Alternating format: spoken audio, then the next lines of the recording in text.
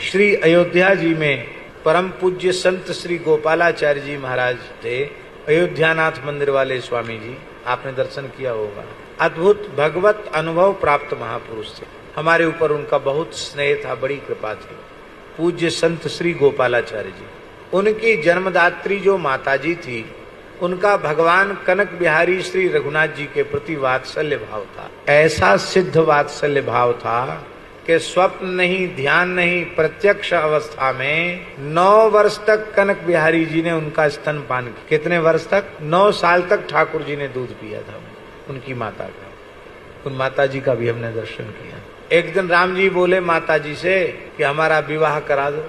बोले दूध पीना तो छोड़ो पहले। कहते तुम्हारे दूध में बहुत मिठास है, छूटता नहीं है। फिर ब्याह कैसे होगा? दूध पीने वाले बच्चे का ब्याह थोड़ी होता है, थोड़े सयाने हो जाओ। तो एक दिन माता जी ने अपने स्तन में कत्था लगा दिया घोल करके कि कड़ुआ कड़ुआ लगेगा तो नहीं पिएंगे। उस बात से ठाकुर जी ने आना बंद कर दी। फिर बड़े समारोह पूर्वक श्री किशोरी जी के साथ रघुनाथ जी का विवाह, चारों लाल जी का विवाह किया। वो कहते थे मेरे 4 बेटे हैं, 4 बहुएं हैं। शरीयू जी के जल से ही घर में पूरी रसोई बनती थी, नल के पानी का प्रयोग नहीं था।